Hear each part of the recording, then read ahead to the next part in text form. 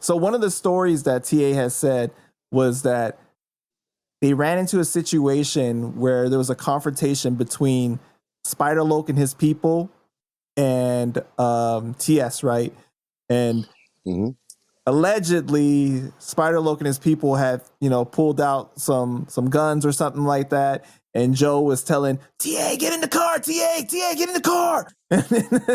And so when I believe him, I interviewed Spider Loc, and he confirmed without confirming that a situation like that with Joe happened.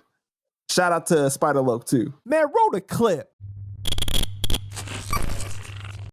I'm not finna confirm that just based on the details that you just described.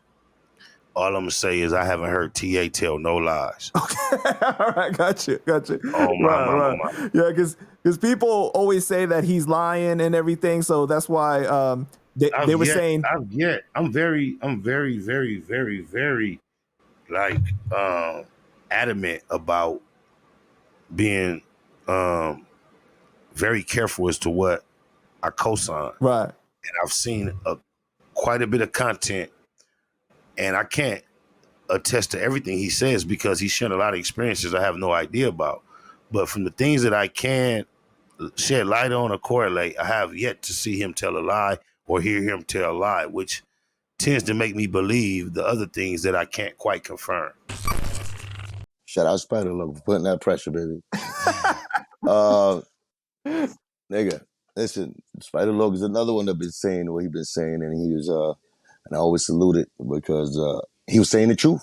A lot of people, saying was kind of not believing him and stuff like that, and giving him, like slack for that, acting like he was lying and all of that. But he seen it. He's a real nigga because he wanted to get to the bottom of it, of all, he saw, and I believe that because he looks and he gives that feel of being that type of nigga that, if, from it's a certain thing, a certain cloth of those that just talking and act like they wearing something, a certain kind of cloth that they didn't really earn like that. But, because Joe, he's been around that cloth and he deserves a kind of cloth around that area, but not the cloth he wears. Not the cloth of that gangster nigga that is, it's a stand-up nigga and it's he's down for whatever. He's the first nigga to run, first nigga to, when shit get hot, leave your ass right there. He has no sense of, he's about himself. That's what the fuck cloth he should wear.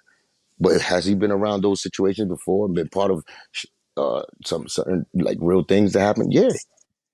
But he just wears the wrong kind of cloth.